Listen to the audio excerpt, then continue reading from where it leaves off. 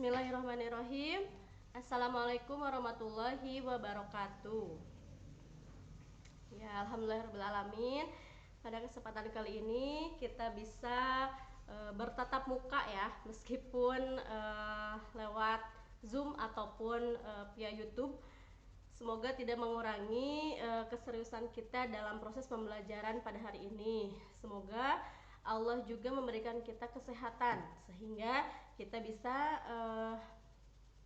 ikut pembelajaran hari ini dengan penuh kekhidmatan dan kemudahan. Ya. Kita sudah sering berkomunikasi ya di grup WA, tapi mungkin ada beberapa orang yang sudah kenal mungkin. Tapi kebanyakan ibu yakin belum mengenal. Jadi di awal kita perkenalan dulu mungkin ya. Ya, perkenalkan Ibu Santi Nurlaili Ramdini. Ya, Ibu mengajar mata pelajaran biologi untuk kelas 10 IPA. Ya, mungkin untuk 1 tahun ke depan kita bertemu dalam mata pelajaran biologi. Pada kesempatan kali ini,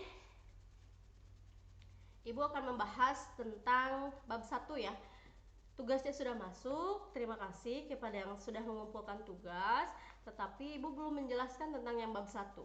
Ibu sudah memberikan tugas tapi belum dijelaskan. Jadi pada kesempatan kali ini kita akan mempelajari bab 1 ya. Jadi silahkan anak-anak dibuka bukunya tentang bab 1 yang sudah kalian tulis, yang sudah kalian kerjakan tugasnya, kita bahas sekarang ya.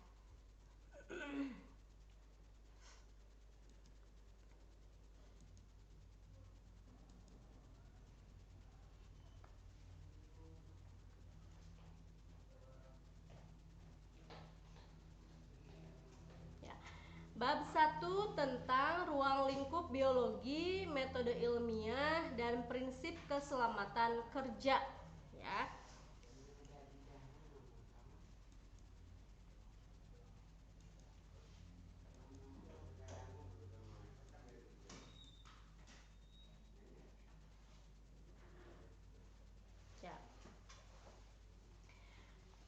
Untuk yang pertama, ruang lingkup biologi. Nah, pengertian biologi. Apa itu pengertian dari biologi?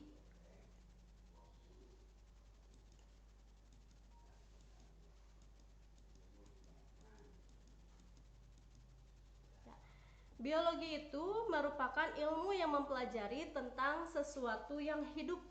Nah, kalau dari segi bahasa, ada kata biologi itu berasal dari 2 kata, ada bios dan logos gitu ya. Nah, merupakan ilmu yang mempelajari tentang segala sesuatu yang hidup. Jadi cabang yang mempelajari ilmu hayat yang mempelajari tentang sesuatu yang hidup ya, makhluk hidup dipelajari dalam ilmu biologi. Nah, pengertian ruang lingkup biologi ini mencakup 3 aspek kajian.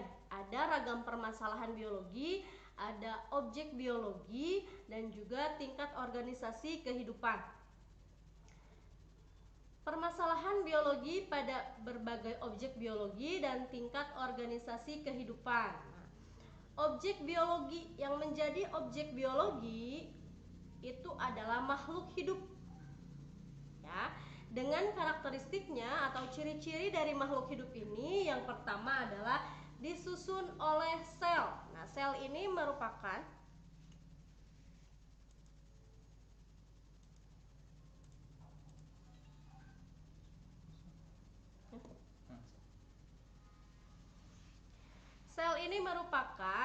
unit terkecil dari makhluk hidup. Unit terkecil atau bagian terkecil dari makhluk hidup. Jadi makhluk hidup ini pasti memiliki sel. Baik itu ada yang makhluk hidup yang mempunyai 1 sel atau uniseluler, contohnya adalah ada hewan amuba, ataupun bisa dikategorikan multiseluler atau bersel banyak, contohnya kita manusia ya. Jadi karakteristik atau ciri-ciri makhluk hidup yang pertama, dikatakan makhluk hidup itu adalah disusun oleh sel.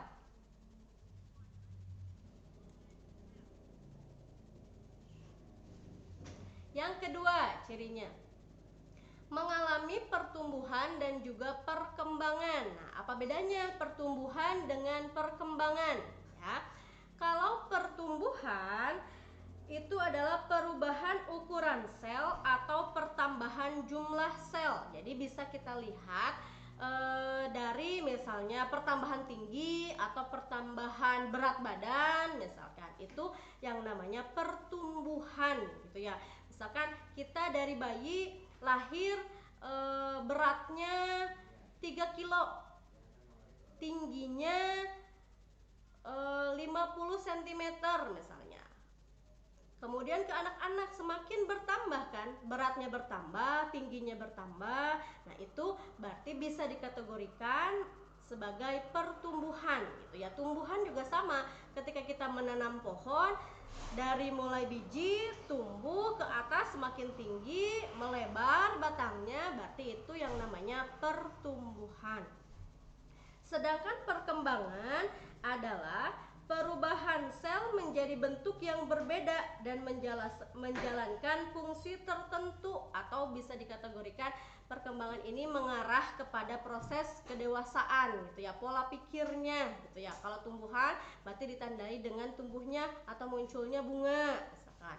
Kalau manusia berkembang pola pikirnya dari mulai bayi, anak-anak, kemudian remaja, dewasa, orang tua, kan pola pikirnya itu harus berbeda gitu. Itu namanya perkembangan, jadi mengarah kepada proses kedewasaan. Itu ciri yang kedua. Ciri yang ketiga, melakukan yang namanya proses metabolisme. Nah, apa itu metabolisme? Semua proses yang terjadi di dalam tubuh, baik itu penyusunan atau penguraian senyawa-senyawa ya, proses yang terjadi dalam tubuh. Misalnya ada proses pernapasan, proses peredaran darah, kemudian ekskresi dan lain sebagainya. Jadi semua proses yang terjadi dalam tubuh, baik itu penguraian ataupun penyusunan senyawa-senyawa, itu adalah merupakan proses metabolisme. Yang selanjutnya, cirinya atau karakteristiknya adalah respon terhadap rangsangan ya. Nah, di sini peka terhadap rangsang. Misalnya tumbuhan ketika diletakkan di tempat yang ada sinar mataharinya, pasti arahnya itu mengarah kepada sinar matahari gitu ya. Berarti itu peka terhadap rangsang, respon terhadap rangsangan. Yang selanjutnya adalah melakukan reproduksi. Nah, apa sih fungsi dari atau tujuan dari reproduksi ini? Adalah untuk mempertahankan jenisnya agar tidak punah. Jadi dengan kita bereproduksi berarti kita mempertahankan keturunan kita agar tidak punah. Ya, itu melakukan reproduksi. Yang terakhir adalah mampu beradaptasi dengan lingkungannya. Adaptasi, pengertian dari adaptasi adalah penyesuaian diri dengan lingkungannya. Adaptasi ini dibagi menjadi 3 macam ya. Ada morfologi, ada fisiologi, ada lagi tingkah laku. Morfologi berarti bentuk, fisiologi fungsi alat-alat tubuh, dan juga tingkah laku. Jadi itu yang dikategorikan atau ciri-ciri dari makhluk hidup yang merupakan objeknya biologi. Jadi objek biologi itu adalah makhluk hidup dengan karakteristiknya tadi ada 6. Disusun oleh sel, mengalami pertumbuhan dan perkembangan, melakukan proses metabolisme, respon terhadap rangsangan, melakukan reproduksi, dan mampu beradaptasi dengan lingkungannya. Itu ya, itu ciri-ciri makhluk hidup.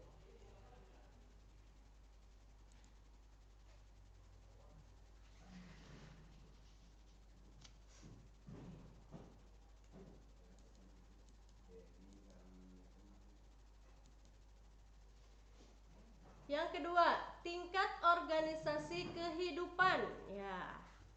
Tingkatan organisasi kehidupan mulai dari tingkatan paling kecil sampai tingkatan paling tinggi ya. Sebenarnya dimulai dari tingkat molekul ya. Pertama tingkat molekul, sel, jaringan, organ, sistem organ, organisme, individu, populasi, komunitas, ekosistem, dan juga bioma. Ya.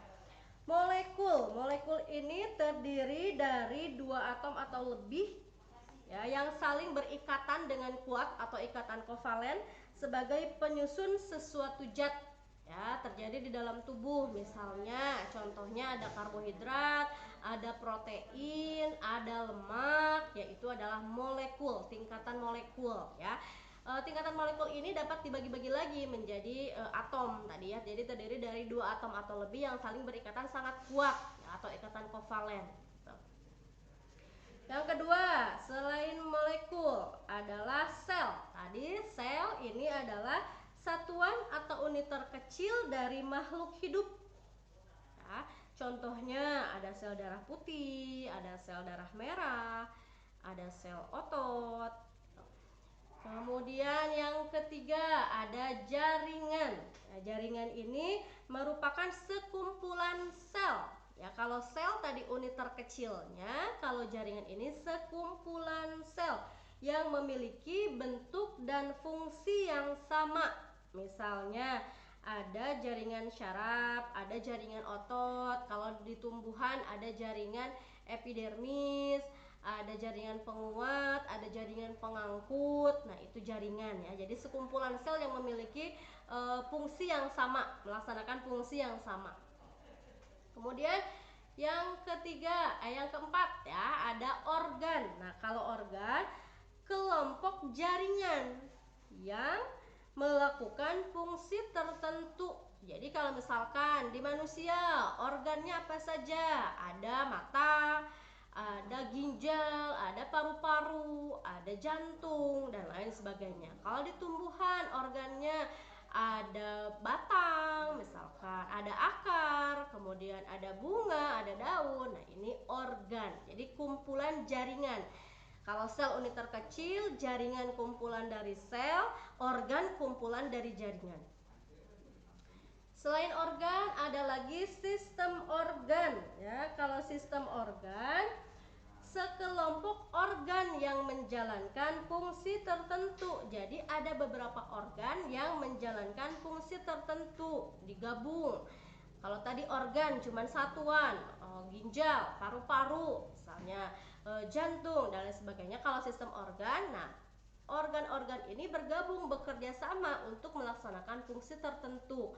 Contohnya misalnya ada sistem pernafasan, ada sistem pencernaan, ada sistem peredaran darah, ya, ada sistem ekskresi, ada sistem reproduksi. Yang masing-masing sistem itu merupakan gabungan dari beberapa organ yang melaksanakan fungsi. Ya, misalnya di sini Ibu beri contoh sistem pencernaan ya. Sistem pencernaan dimulai dari mulut. Ya, jadi organnya yang pertama ada mulut. Nah, di mulut ini terjadi 2 proses ya. Jadi makanan masuk ke mulut, kemudian diproses secara mekanis oleh gigi, lidah, ada kelenjar ludah, yang nantinya akan dibentuk makanan itu seperti bola, ya. Maka itu dinamakan dengan bolus namanya. Kemudian secara kimiawinya ada enzim petialin dibantu oleh enzim petialin. Kemudian dari mulut makanan yang bernama bolus ini nanti akan masuk ke tekak atau faring. Ya, pertemuan antara saluran pernafasan dengan saluran pencernaan. Rongga hidung dan tenggorokan, juga rongga mulut dan kerongkongan. Ya, jadi kalau rongga hidung dan tenggorokan itu untuk sistem pernafasan, kalau rongga mulut dan kerongkongan itu untuk sistem pencernaan. Tuh. Jadi saat menelan ada yang namanya glotis dan epiglotis, itu lubang yang menuju ke tenggorokan, ke sistem pernapasan itu akan menutup. Gitu, sehingga makanan itu tidak akan masuk ke saluran pernafasan. Gitu ya. Kemudian dari faring itu makanan masuk ke kerongkongan. Nah, tadi ada makanan yang namanya bolus ya. Bolus masuk ke kerongkongan itu tersusun kerongkongan ini tersusun atas otot memanjang dan melingkar. Secara bergantian, otot tersebut akan mengerut yang mengakibatkan adanya gerakan peristaltik. Ya, ini untuk mendorong makanan nanti agar masuk ke dalam lambung gitu. Itu namanya gerakan peristaltik. Itu ya. Jadi tadi makanan masuk ke mulut, kemudian ke faring, kemudian ke kerongkongan. Dari kerongkongan makanan akan masuk ke lambung atau ventriculus. Nah, makanan yang masuk ke lambung ini akan tercampur dengan getah lambung berbentuk bubur atau kim. Ya. Dari lambung kemudian makanan dibawa ke usus halus. Di usus halus ini ada 3 jenis. Ada usus 12 jari, ada usus kosong, ada usus penyerapan. Nah, di usus 12 jari ini terjadi serangkaian proses ya, proses yang panjang. Kemudian masuk ke usus kosong. Di usus kosong ini proses pencernaan dikatakan selesai. Makanan ini sudah berbentuk sari-sari yang akan diserap, yang akan dialirkan ke usus penyerapan. Kemudian dialirkan ke usus penyerapan dan akan diserap oleh tubuh. Setelah diserap, nah tadi masuk ke usus halus, kemudian ke usus besar. Sisa makanan akan dibusukkan. Nah, sisa-sisa makanannya yang tadi yang baiknya diserap, sisa makanannya ini akan dibusukkan oleh yang namanya bakteri Escherichia coli dan akan menghasilkan yang namanya feses atau kotoran ya. Kotoran ini akan dikeluarkan melalui organ yang namanya rektum atau anus. Nah, ini yang namanya sistem organ. Ya, jadi sistem organ contohnya tadi sudah jelaskan ada sistem pencernaan. Jadi kalau sistem organ ini adalah beberapa organ yang menjalankan fungsinya secara bersama-sama atau bekerja sama agar melaksanakan fungsi tertentu agar metabolisme dalam tubuh kita ini berjalan dengan baik.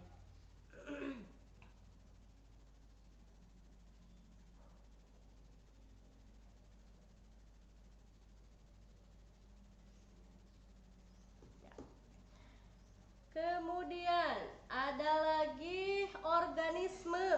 Nah, tadi sistem organ, sekarang organisme. Kalau organisme, kumpulan dari beberapa sistem organ yang bekerja sama melaksanakan aktivitas kehidupan. Organisme misalnya seekor ayam. Jadi organisme atau individu. Sebatang pohon misalnya atau seorang manusia, jadi cuman satu gitu ya. Itu namanya organisme atau individu. Selanjutnya ke tingkatan yang lebih tinggi lagi yaitu populasi. Kalau populasi adalah kumpulan dari organisme atau kumpulan dari individu yang sama spesiesnya yang hidup dalam satu tempat pada waktu tertentu. Misalnya sekelompok rusa di hutan. Jadi hanya sekelompok rusa saja yang tinggal pada satu habitat tertentu. Ya, misalnya sekelompok tanaman padi di sawah. Jadi yang tinggal atau yang menetap di sawah itu hanya padi saja. Jadi yang namanya populasi kumpulan dari individu yang sejenis, yang satu spesies. Kemudian setelah populasi ada komunitas. Kumpulan dari beberapa populasi makhluk hidup di suatu daerah tertentu. Ya, kumpulan dari beberapa populasi. Nah, kalau tadi kan populasi kumpulan dari individu, berarti yang namanya komunitas. Di komunitas sawah berarti ada populasi apa saja di sawah? Ada populasi padi, ada populasi jangkrik misalnya, atau populasi rumput misalnya gitu ya. Jadi ada beberapa populasi itu gabungan dari beberapa populasi, kumpulan dari beberapa populasi yang tinggal di suatu habitat tertentu. Itu yang namanya komunitas. Kemudian ada ekosistem. Nah, kalau ekosistem, sistem ekologi yang terbentuk oleh hubungan timbal balik ya, yang tak terpisahkan antara makhluk hidup dengan lingkungannya. Jadi ada hubungan timbal balik antara makhluk hidup dengan lingkungannya. Misalnya ekosistem sungai, ekosistem sawah gitu ya. Ada hubungan timbal balik. Ada simbiosis mutualismenya di dalamnya gitu, yang saling menguntungkannya. Misalkan di ekosistem sungai ada makhluk hidup apa saja yang melakukan hubungan timbal balik di dalamnya gitu ya. Itu ekosistem. Yang terakhir adalah bioma, habitat yang meliputi skala yang lebih luas lagi. Ada gurun sabana, ada tundra, ada hutan hujan tropis, ada padang rumput. Jadi yang lebih luas lagi. Beberapa organisme, beberapa ekosistem tumbuh di sana. Jadi lebih luas lagi. Jadi tingkatan organisasi kehidupan dimulai dari yang paling kecil sampai yang paling luas atau yang paling tinggi. Dimulai dari molekul, kemudian sel, jaringan, ada organ, sistem organ, ada organisme atau individu, ada populasi, komunitas, ekosistem, dan yang paling luas adalah bioma. Ya, kemarin tugasnya sudah ya. Kemudian, permasalahan biologi pada tingkat organisasi kehidupan. Nah, di sini ada contoh. Lumpur panas akan dibuang ke laut. Nelayan dan aktivis lingkungan menolak karena akan mencemari laut dan mematikan ikan serta organisme laut lainnya. Nah, berarti di sini kan ada dibuang ke laut. Nah, sedangkan di laut ini ada berbagai macam jenis makhluk hidup di dalamnya yang melakukan hubungan timbal balik. Maka contoh permasalahan biologi pada permasalahan yang sudah Ibu sebutkan barusan itu terjadi pada tingkatan organisme ekosistem. Ya, itu ya. Misalnya merokok itu dapat merusak paru-paru. Berarti ini permasalahan biologi pada tingkat organ. Ya, karena organ di sini kan ada organ paru-parunya gitu ya. Ada organ yang namanya paru-paru. Jadi merokok akan merusak paru-paru. Berarti permasalahannya itu terjadi pada tingkat organ. Itu ya. Itu untuk tingkat organisasi kehidupan dengan permasalahan biologinya.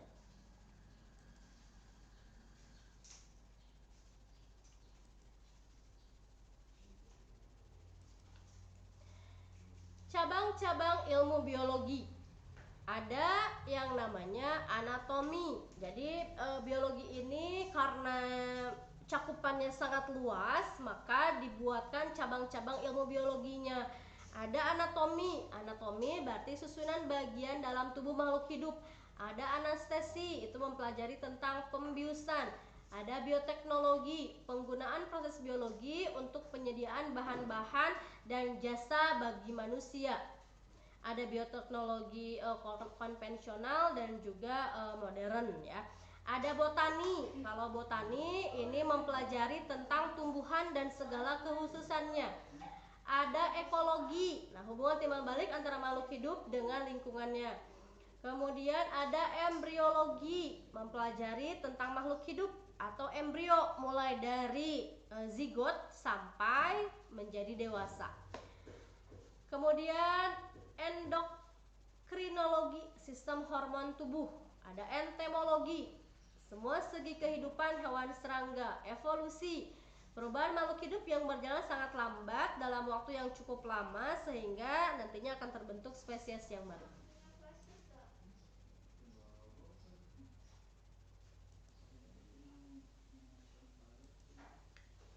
Genetika, proses penurunan sifat menurun pada makhluk hidup atau dinamakan juga dengan hereditas. Histologi, jaringan ya. Herpetologi, amfibi dan reptil. Klasifikasi, pengelompokan makhluk hidup berdasarkan persamaan atau perbedaan ciri. Ada mikologi. Nah, mikologi ini khusus mempelajari tentang jamur atau fungi. Ada mikrobiologi. Nah, ini mikrobiologi mempelajari tentang makhluk hidup yang berukuran kecil atau mikroskopis. Ada morfologi, mempelajari tentang bentuk dan susunan keseluruhan tubuh bagian luar makhluk hidup. Ornitologi, mempelajari tentang burung. Parasitologi, makhluk hidup yang bersifat parasit. Sitologi, susunan sel. Taksonomi, di sini penamaan, perincian, dan pengelompokan makhluk hidup. Kemudian ada virologi, virus dan zoologi tentang hewan. Sebenarnya masih banyak yang lainnya ya. Manfaat mempelajari ilmu biologi. Ada di bidang pertanian. Penemuan bibit unggul melalui proses hibridasi. Pengendalian hama secara biologis, misalnya memanfaatkan predator alamiah. Meningkatkan produksi pangan melalui rekayasa genetika dan kultur jaringan. Ada di bidang peternakan, menghasilkan ternak unggul melalui inseminasi atau kawin silang. Ada bidang industri, mengetahui jenis hewan dan tumbuhan yang dapat menghasilkan bahan-bahan industri. Bidang kesehatan, antibiotik dan juga vaksin. Masalah sosialnya ada penggunaan tes DNA untuk menangani kasus kejahatan ataupun bayi yang tertukar ya. Banyak terjadi permasalahan seperti itu, makanya ada penggunaan tes DNA. Itu manfaat mempelajari biologi.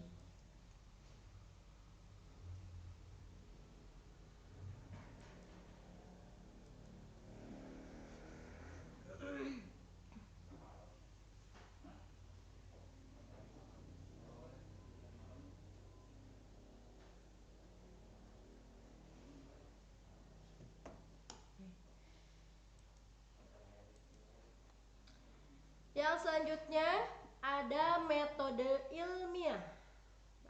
Pengertian dari metode ilmiah, suatu cara untuk menjawab atau memecahkan suatu permasalahan menurut cara tertentu dengan urutan langkah-langkah tertentu pula.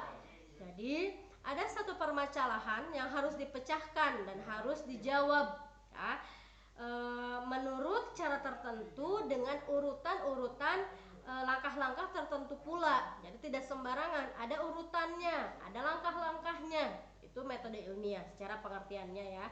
Langkah-langkahnya. Langkah-langkah dari metode ilmiah yang pertama adalah merumuskan masalah. Ya, berarti kita harus tahu dulu permasalahannya apa, tentukan masalahnya apa. Tuh, kemudian dirumuskan permasalahannya. Yang kedua, mengumpulkan data dan keterangan ya. Setelah terbentuk masalah, setelah ada masalah, dirumuskan masalahnya, maka kumpulkan data dan keterangan sebanyak-banyaknya yang mendukung tentang permasalahan tersebut. Yang ketiga, menyusun hipotesis atau dugaan sementara ya. Hipotesis atau dugaan sementaranya disusun. Misalnya penyiraman akan mempengaruhi atau pemberian pupuk itu akan mempengaruhi terhadap pertumbuhan tanaman misalnya. Itu hipotesis atau dugaan sementaranya. Tuh. Kan harus dibuktikan benar tidak dengan adanya pemberian pupuk itu akan mempengaruhi terhadap pertumbuhan tanaman. Nah, itu hipotesisnya atau dugaan sementaranya. Maka untuk membuktikan benar atau tidaknya, maka langkah yang keempat ada eksperimen. Ya, eksperimen untuk membuktikan hipotesis yang tadi sudah kita susun.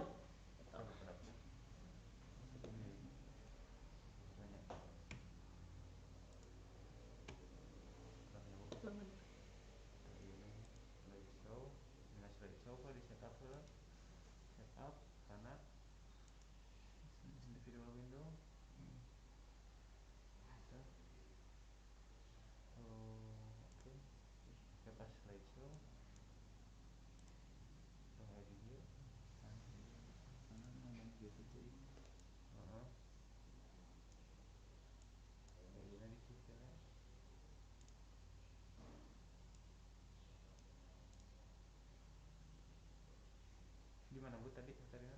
Slide ke sebelah. Nah, itu si metode ilmiah. Nah. sebelumnya. Sebelum. Nah. Nah.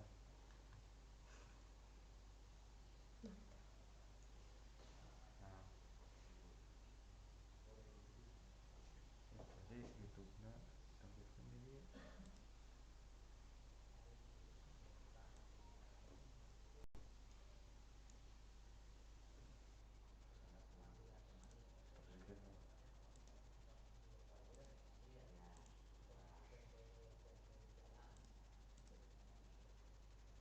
Anu iya Ya, yang itu. Nah, Lanjut. lanjut. Ya.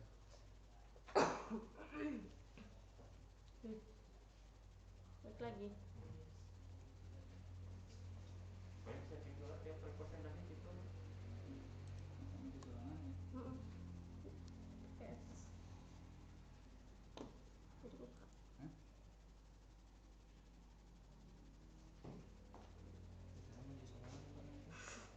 Oh, Nggak usah dipulker atuh. Gini weh. oh ini maju maju sendiri ya nak. Oh, kalau gitu mah kieu tuh.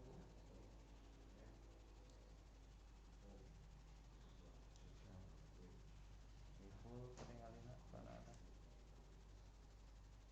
Nah,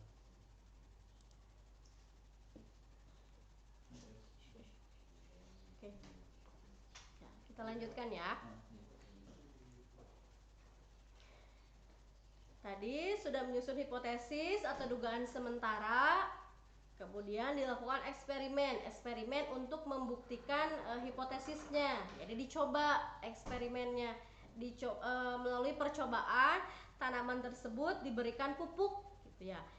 Benar tidak hipotesis yang sudah kita buat atau dugaan sementara yang sudah kita susun itu benar atau tidak dengan melakukan eksperimen. Ya. Setelah melakukan eksperimen, kemudian yang kelima adalah mengumpulkan data dari hasil penelitian atau eksperimen tersebut.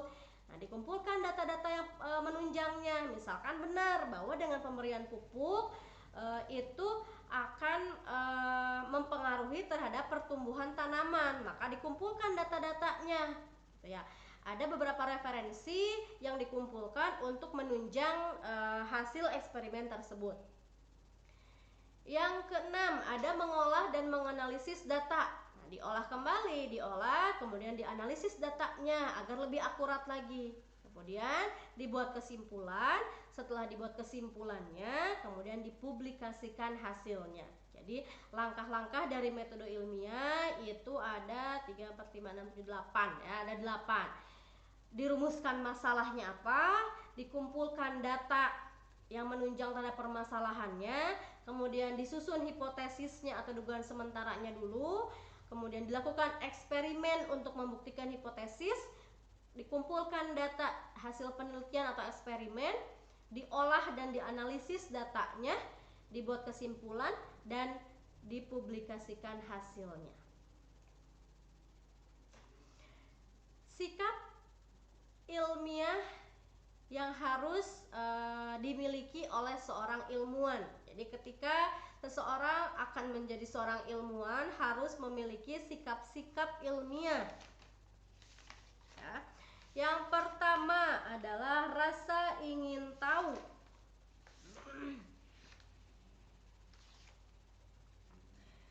Rasa ingin tahu biasanya terlihat pada kebiasaan sering bertanya ya, sering bertanya tentang berbagai hal yang berkaitan dengan bidang kajiannya. Itu rasa ingin tahu, kepo ya, kepo. Selalu ingin tahu, itu bagus. Kalau rasa ingin tahunya terhadap dunia pendidikan, bukan tentang permasalahan pribadi seseorang gitu. Keponya ini harus kepo dalam bidang pendidikan gitu ya. Ilmu pengetahuan gitu. Itu rasa ingin tahu. Yang kedua ada sikap jujur, artinya menerima kenyataan dari hasil penelitian, tidak mengada-ngada dan tidak mengubah data. Jadi sesuai apa adanya. Misalnya hipotesis yang sudah kita buat setelah diadakan eksperimen ternyata gagal. Nah, itu apa adanya, jujur. menerima kenyataan hasil penelitian, tidak diada-adakan ataupun tidak mengubah data. Itu sikap yang harus dimiliki oleh seorang ilmuwan. Yang ketiga adalah terbuka, mau mendengar pendapat dan kritik dari orang lain. Jadi terbuka untuk kemajuan kita sebagai seorang ilmuwan, maka harus dimiliki sikap terbuka, mau mendengarkan pendapat orang, mau mendengarkan kritik dari orang lain yang sifatnya membangun, bukan sifatnya untuk menjatuhkan. Yang keempat adalah objektif, menyatakan apa adanya tanpa diikuti perasaan pribadi, gitu ya. Merasa kasihan misalnya, atau ada diliputi perasaan pribadi individu. Nah, itu tidak boleh dimiliki oleh seorang ilmuwan. Seorang ilmuwan itu harus memiliki sikap objektif, apa adanya. A ya A dikatakan, B ya B dikatakan, jangan A dikatakan A kenyataannya tapi B yang dikatakan, gitu ya. Itu berarti tidak objektif. Nah, seorang ilmuwan ini harus memiliki sifat objektif, apa adanya, gitu ya. Kemudian yang kelima, berpikir secara terbuka. Tadi sama ya dengan yang nomor ketiga, terbuka, mau menerima pendapat dan juga kritikan orang lain. Memiliki kepedulian, peduli terhadap sesama, peduli terhadap lingkungannya. Yang selanjutnya adalah teliti. Teliti di sini berarti tidak ceroboh ya, bertindak hati-hati gitu. Kemudian yang selanjutnya ada tekun, tidak mudah putus asa, rajin, tekun gitu ya. Kalau misalkan eksperimen yang pertama gagal, maka harus diulangi lagi agar didapatkan hasil yang maksimal gitu ya. Itu namanya tekun. Kemudian berani membela fakta hasil temuan walaupun bertentangan dengan teori yang ada. Misalkan berani mengemukakan pendapat juga berani. Kemudian yang terakhir adalah santun dalam berkata, santun dalam bersikap gitu. Ini sikap-sikap yang harus dimiliki oleh seorang ilmuwan. Ya, jadi ada rasa ingin tahu, ada jujur, ada lagi terbuka, ada objektif, kemudian berpikir secara terbuka, memiliki kepedulian, teliti, tekun, berani, dan juga santun. Prinsip keselamatan kerja. Nah, di sini jika kita sedang bekerja di laboratorium, maka ada beberapa prinsip dalam keselamatan kerja agar pekerjaan kita di laboratorium ini aman, nyaman. Maka ada beberapa prinsip yang harus dipakai, yang harus dilaksanakan. Yang pertama adalah mematuhi dan mengetahui tata tertib di laboratorium. Ada ya tata tertib di laboratorium, apa yang harus dilakukan, apa yang tidak boleh dilakukan. Jadi harus dipatuhi tata tertibnya. Yang kedua, mempelajari prosedur kerja yang akan dilakukan. Kita akan melakukan eksperimen apa di laboratorium, maka prosedur itu yang dilaksanakan, bukan yang lain gitu ya. Berarti hanya fokus mempelajari prosedur kerja yang akan dilakukan pada saat itu. Yang ketiga, memahami fungsi alat dan bahan yang akan digunakan.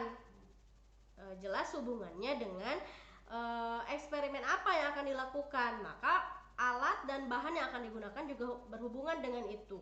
Hanya itu saja. Kemudian yang keempat, berhati-hati pada saat melakukan percobaan ya, penuh kehati-hatian, penuh konsentrasi gitu ya. Jangan bermain-main gitu ya. Yang kelima adalah memahami karakteristik setiap jenis alat dan bahan, karena alat dan bahan ini ada yang mudah pecah, misalnya ada yang mudah terbakar gitu. Jadi kita harus memahami karakteristik dari setiap jenis alat ataupun bahan yang akan dipergunakan dalam eksperimen tersebut. Nah, di sini contohnya.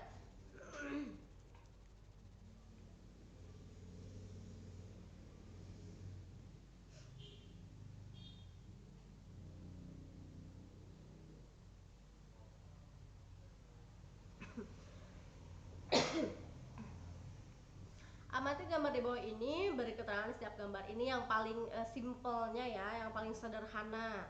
Nah, kalau kita di laboratorium, maka yang harus dipergunakan, alat yang harus dipergunakan itu adalah menggunakan jas lab gitu, agar kita aman, terlindungi. Kemudian gunakan sarung tangan yang memang safety, gunakan masker ya. Kemudian ada beberapa peringatan. Nah, di sini gambar yang pertama itu menunjukkan yang ini ya, berbahaya bagi kehidupan organisme dan juga lingkungannya. Kemudian yang ini yang kedua, dapat menimbulkan kerusakan pada jaringan manusia atau bersifat korosif ya, pengkaratan. Kemudian ada lagi ini dilarang ya. Kemudian yang selanjutnya adalah dapat membakar bahan lain. Yang ini mudah meledak. Yang gambar tengkorak ini bersifat racun.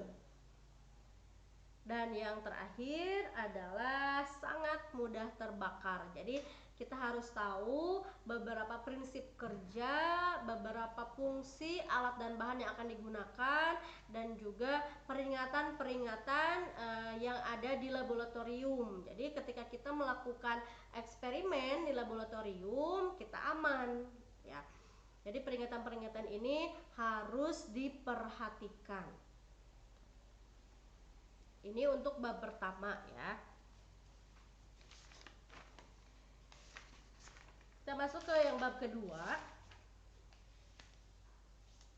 Ya, tinggal dibuka saja buku catatannya tentang keanekaragaman hayati di Indonesia. Nah, apa itu keanekaragaman hayati?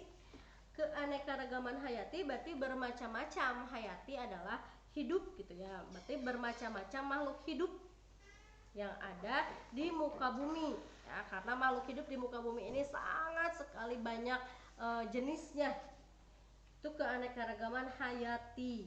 Nah, ilmu yang mempelajari tentang keanekaragaman hayati itu adalah taksonomi atau pengelompokan makhluk hidup berdasarkan persamaan dan perbedaan ciri masing-masing makhluk hidup.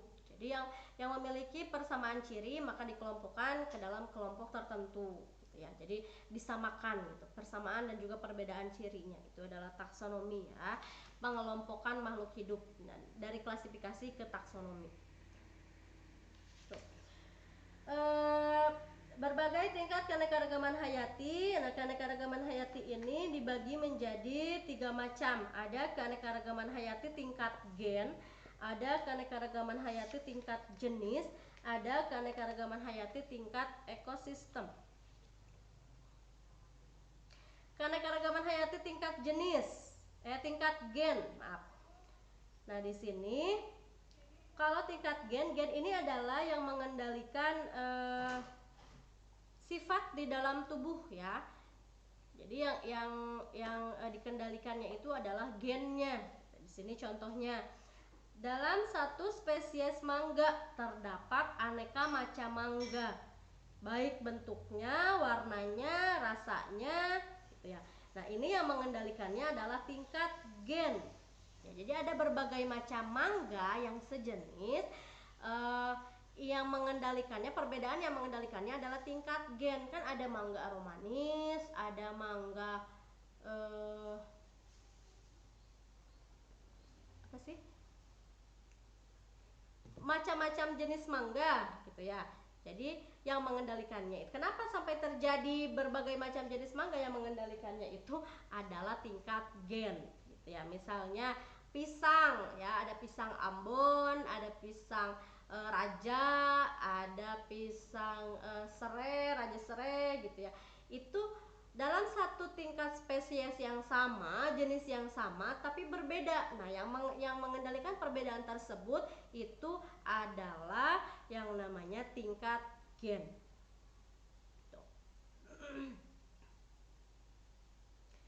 Kemudian yang kedua adalah keanekaragaman hayati tingkat jenis. Keanekaragaman hayati tingkat jenis di sini dilihat pada tingkat famili. Misalnya tanaman-tanaman ada yang namanya tumbuhan kelapa, aren, pinang. Nah, itu merupakan contoh dari keanekaragaman hayati tingkat jenis. Ya, masih dalam satu famili yang sama. Tuh. Kelapa, aren itu kan familinya famili yang sama. Tapi yang ini termasuknya ke dalam keanekaragaman hayati tingkat jenis. Ya, misalnya ada lagi kacang-kacangan, sama satu jenis kacang.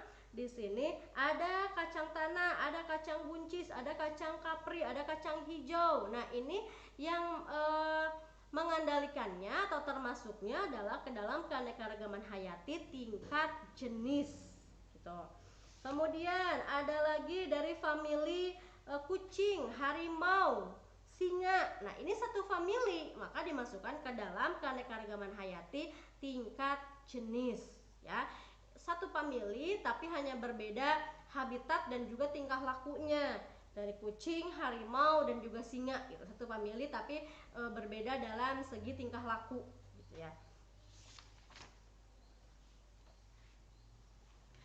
Yang ketiga, keanekaragaman hayati tingkat ekosistem. Nah, kalau tingkat ekosistem tadi keanekaragaman hayati yang ada timbal balik antara organisme dengan lingkungannya. Ada ekosistem laut, ada ekosistem pantai, ada ekosistem darat dan lain sebagainya. Itu keanekaragaman hayati tingkat ekosistem.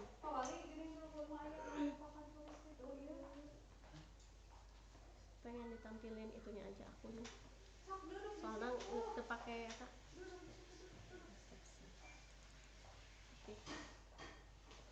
Oh jangan dia yang aku jawab balik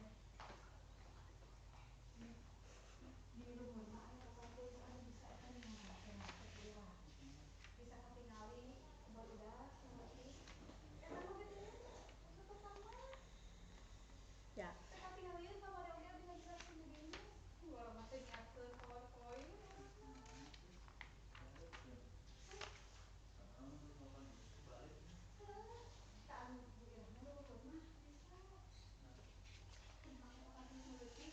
Kemudian ada keunikan keanekaragaman hayati di Indonesia. Karena keanekaragaman hayati ini sangat banyak sekali jenisnya, maka kita bedakan menjadi ada yang namanya flora, ada lagi namanya fauna, gitu ya. Agar lebih sederhana lagi. Gitu. Flora di Indonesia ada flora bahan pangan pokok, ada flora biofuel, ada biopestisida, ada flora buah-buahan dan lain sebagainya. Jadi saking banyaknya flora atau tanaman yang ada di Indonesia. Kemudian ada fauna. Jenis-jenis fauna di Indonesia, ada hewan menyusui sekitar 300 jenis. Ada burung ini ada sekitar 7.500 jenis. Ada reptil 2.500 jenis, jadi sangat banyak sekali. Ada amfibi 1.000 jenis, ada ikan, ada serangga, jadi sangat banyak sekali. Maka dibutuhkan yang namanya klasifikasi makhluk hidup atau pengelompokan makhluk hidup tadi berdasarkan persamaan dan juga perbedaan ciri, ya. Tipe-tipe keanekaragaman fauna di Indonesia. Nah, di sini ada 3 tipe. Ada tipe oriental, ada tipe australian, ada tipe peralihan. Kalau tipe oriental di sini terdapat di Indonesia bagian barat, termasuk Sumatera, Jawa, Bali, dan Kalimantan. Nah, faunanya ada gajah, ada banteng, harimau, badak, ya. Terdapat juga primatanya, ada monyet, ada kera, ada orang utan, ada juga tarsius. Ada tipe Australian. Kalau tipe Australian di sini terdapat di Indonesia bagian timur termasuk Maluku dan juga Papua. Kalau tadi tipe oriental terdapat di Indonesia bagian barat, kalau tipe Australian terdapat di Indonesia bagian timur, ya. Di sini yang paling banyak terdapat faunanya adalah mamalia, misalnya kanguru dan juga kuskus. Terdapat burung, yaitu burung cendrawasih.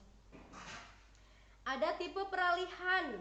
Tipe peralihan meliputi daerah Sulawesi, Lombok, Nusa Tenggara. Disebut peralihan karena merupakan peralihan antara tipe oriental dan juga tipe Australian. Ya, contohnya ada anoa, ada babi, ada rusa. Ya, jadi ada tipe keanekaragaman fauna di Indonesia. Ada tipe oriental. Tipe oriental ini terdapat di Indonesia bagian barat. Tadi contohnya ada gajah, ada banteng, ada harimau dan juga badak. Juga terdapat primatanya, monyet, kera, orangutan gitu ya. Kalau tipe Australian terdapat di Indonesia bagian timur. Contohnya adalah hewan mamalia ya, kanguru, kuskus, juga terdapat burung yang berbulu indah yaitu cendrawasih. Tipe peralihan, kenapa disebut tipe peralihan? Karena di sini merupakan peralihan antara tipe oriental dan juga tipe Australian. Jadi contohnya ada anoa, ada tarsius, ada babi, ada rusa, ya.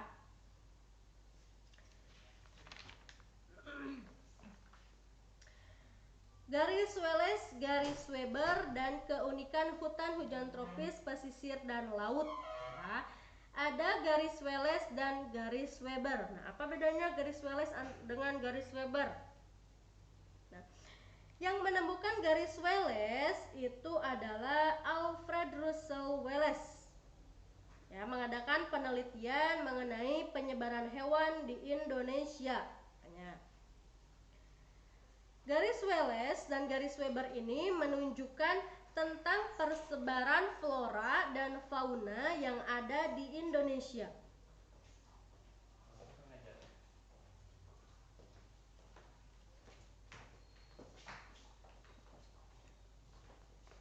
Garis Wallace, dikatakan garis Wallace di sini menunjukkan ada perbedaan hewan di Indonesia bagian barat dengan hewan di Indonesia bagian timur.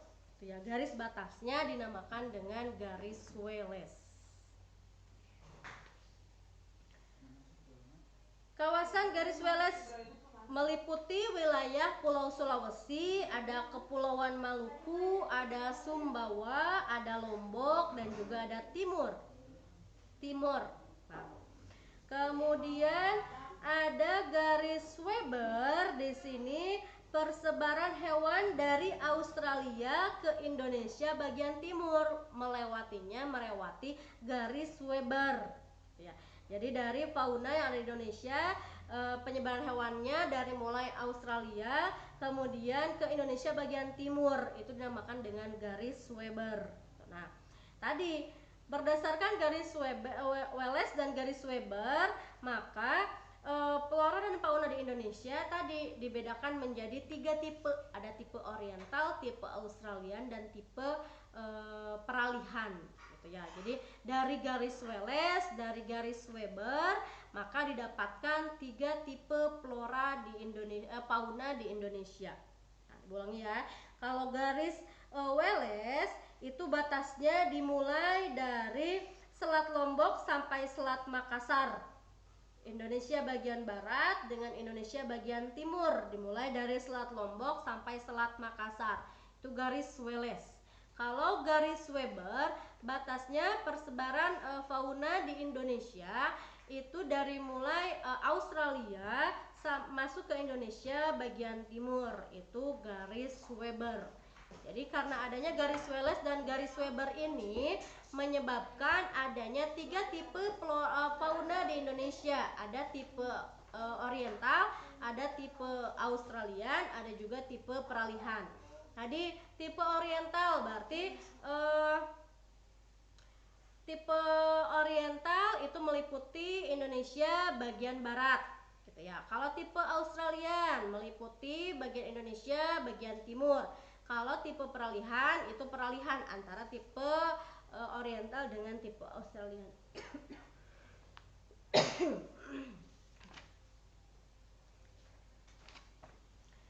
Ancaman terhadap keanekaragaman hayati.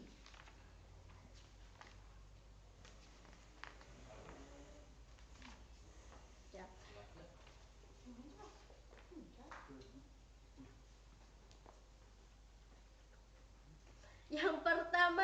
penebangan liar dan pengundulan hutan. Jadi salah satu ancaman terhadap keanekaragaman hayati itu adalah penebangan liar dan penggundulan hutan. Jadi dengan adanya penebangan liar, maka itu salah satu yang akan mengancam terhadap keberadaan keanekaragaman hayati di Indonesia. Merusak, bukan hanya mengancam, tapi merusak keanekaragaman hayati di Indonesia. Yang kedua adalah pencemaran lingkungan. Nah, pencemaran lingkungan ini meliputi ada pencemaran udara, ada pencemaran air, pencemaran tanah, pencemaran suara juga, gitu ya. Jadi pencemaran lingkungan juga akan merusak dan mengancam terhadap keanekaragaman hayati di Indonesia. Kemudian ada penambangan liar. Nah, kegiatan penambangan liar di sini juga akan merusak terhadap keanekaragaman hayati karena merusak lapisan-lapisan tanah dan juga menghilangkan habitat alami.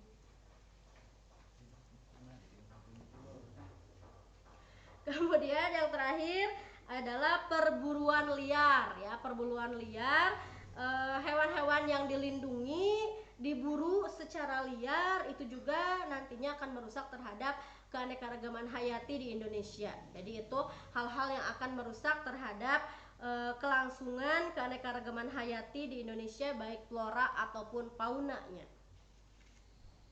Upaya untuk melestarikan keanekaragaman hayati di Indonesia. Nah, manfaat keanekaragaman hayati dari bidang ekonomi. Di sini tumbuhan atau floranya dapat dimanfaatkan, gitu ya. Kayunya, misalnya kayunya dijadikan sebagai untuk rumah misalnya, atau diekspor misalnya. Ada beberapa tumbuhan yang menjadi sumber makanan juga. Kemudian ada lagi beberapa tanaman yang bisa dijadikan sebagai obat-obatan, gitu, yaitu manfaat dari keanekaragaman hayati di Indonesia. Upaya pelestarian keanekaragaman hayati, ada pelestarian secara in situ, ada pelestarian secara ex situ.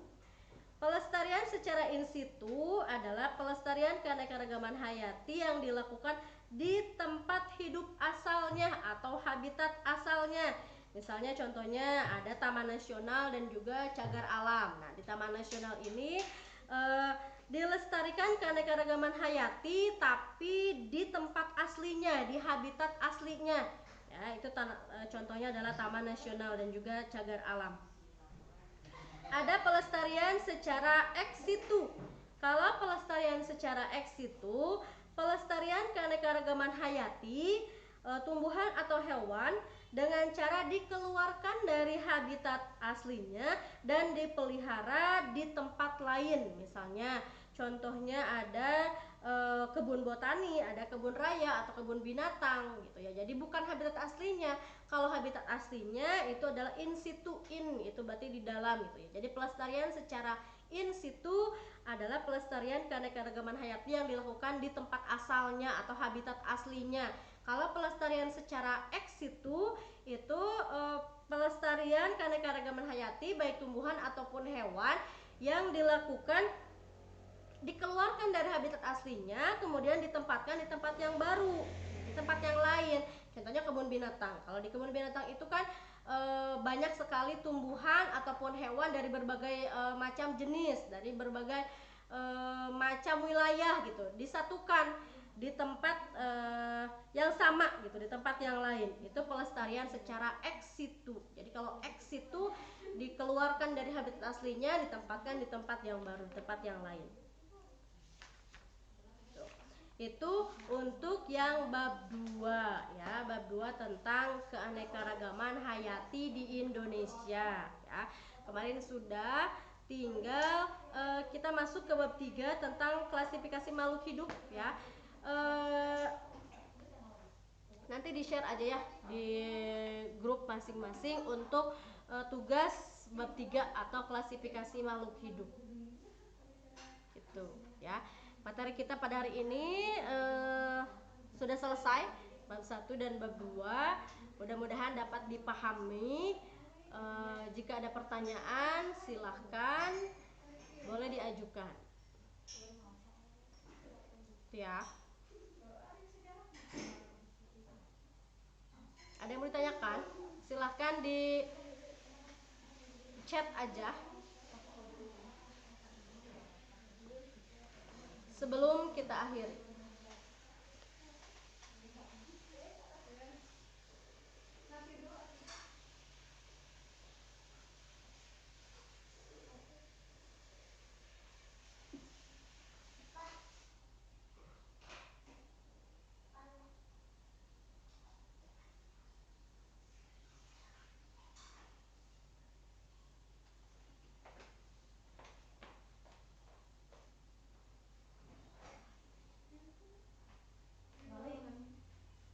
Muncul pencetnya di mana?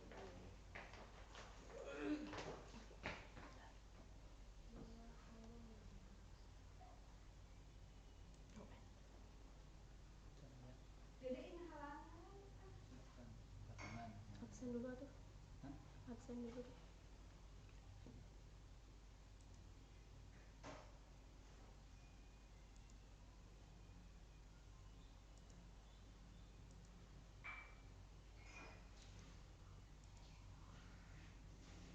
Bagikan ke link YouTube juga. Tidak tadi lah YouTube tuh sok bilang.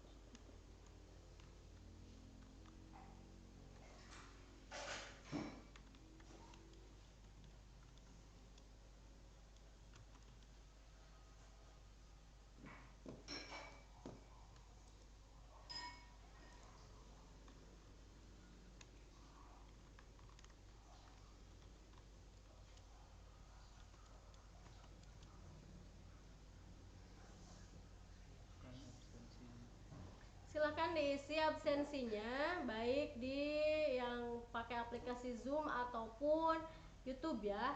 Diisi dulu absensinya.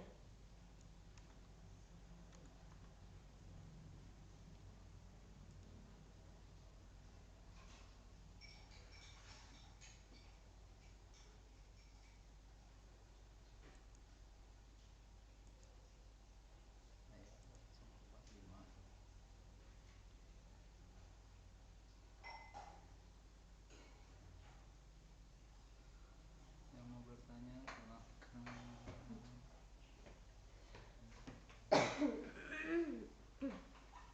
Bisa dipahami?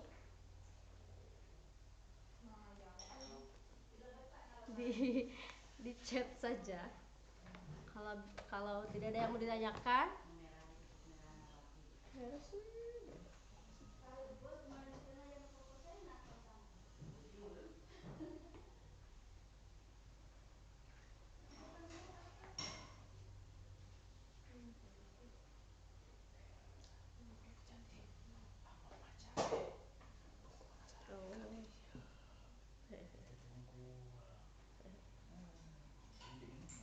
Oke, oke. Ini bukan. Gak ada, nggak ada yang bertanya. Kedua, mana sih? Matik. Matematikanya, IPA. Matematikanya diajukan.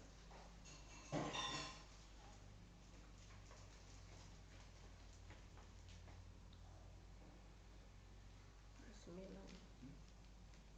Seorang di. Terus nggak ada HP lah. Seorang di.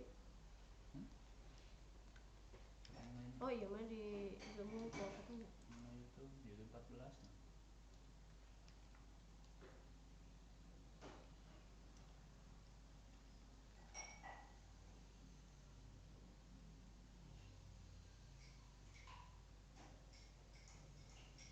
Telat sih. Udah itu telat.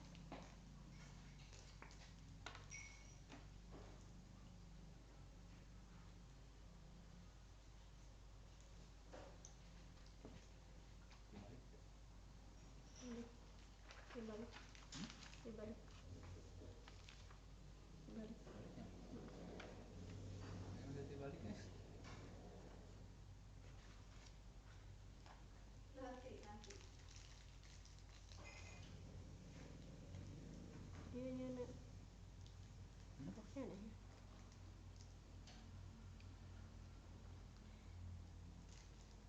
Tidak ada yang mau ditanyakan?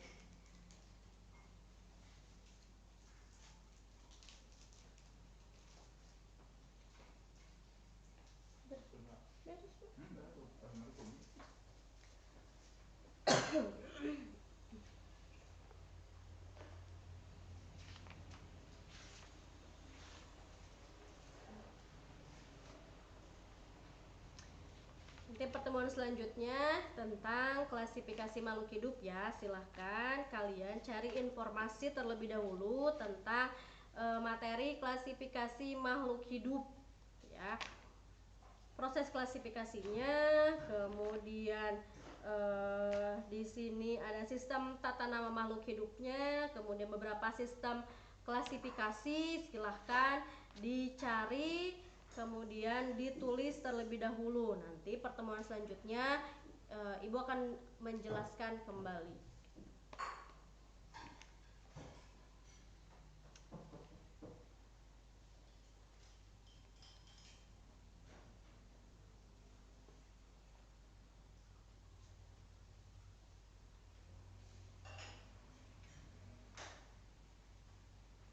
Kalau tidak ada yang mau ditanyakan, sudah dapat dipahami, Ibu akhiri saja ya pertemuan untuk kali ini. Semoga ilmu yang disampaikan pada hari ini ada manfaatnya, baik Ibu pribadi ataupun untuk kalian di kelas 10 IPA ya. Mudah-mudahan kita bisa bertemu lagi pada pertemuan selanjutnya untuk mempelajari tentang biologi ya. Ibu akhiri, assalamualaikum warahmatullahi wabarakatuh.